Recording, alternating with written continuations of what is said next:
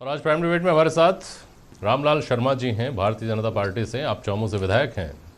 महेश शर्मा जी हैं, वरिष्ठ पत्रकार हमारे साथ। आर.सी. चौधरी साहब हैं, कांग्रेस के प्रवक्ता। और गुर्जर आरक्षण संघर्ष समिति के प्रवक्ता हिम्मत सिंह गुर्जर, हिम्मत सिंह पाटली हमारे साथ हैं। बहुत स्वागत है आप सभी का। एक सवाल पहले मेरा रामलाल जी आपसे, चौधरी साहब से और हिम्मत सिंह जी, तीनों से होगा, फिर आगे बढ़ूंगा। कर्नल बैंसला के भाजपा में आ जाने से आपको कितना फायदा दिख रहा है रामलाल शर्मा जी? देखिए, कर्नल बैंसला जी ने समाज के लिए भी संघर्ष किया और एक तरीके से सामाजिक न्याय के लिए भी उन्होंने संघर्ष किया था। और जिस तरीके से 2009 के अंदर भारतीय जनता पार्टी के उम्मीदवार के नाते भी उन्होंने टोंक समय अहमदपुर से चुनाव लड़ा, लेकिन कुछ मतों से वो चुनाव हार गए थे। लेकिन उसके बाद में उनका संघर्ष जारी रहा, एक जीवटता के साथ जारी रहा और एक समाज को न्याय दिलाने के लिए जारी रहा उनका संघर्ष।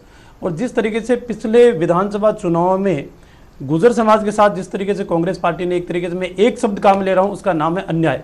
वो अन्याय करने की वजह से आज अपने आप को एक उपेक्षित समझता हुआ एक वर्ग, जिसको लोकसभा चुनावों के अंदर भी जो इनकी सीटें थी जहां से ये मांग कर रहे थे, उसके बावजूद भी एक औपचारिकता पूरा करने के लिए गुर्जर समाज को एक प्रतिनिधि के रूप में राजसमंद से टिकट दिया गया।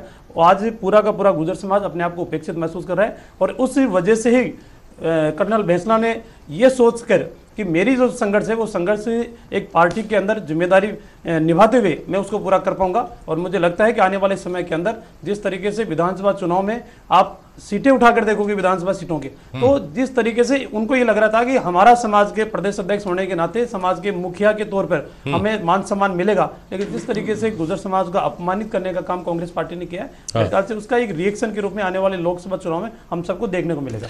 रामलाल जी, ये सारा इतिहास आपको याद है, कर्नल बैंसला से जुड़ा हुआ। आपको ये याद नहीं है कि 2013 के विधानसभा चुनाव में उन्होंने खुलकर ये कहा था कि मैं कांग्रेस के लिए वोटों की अपील करूंगा? उन्होंने की भी।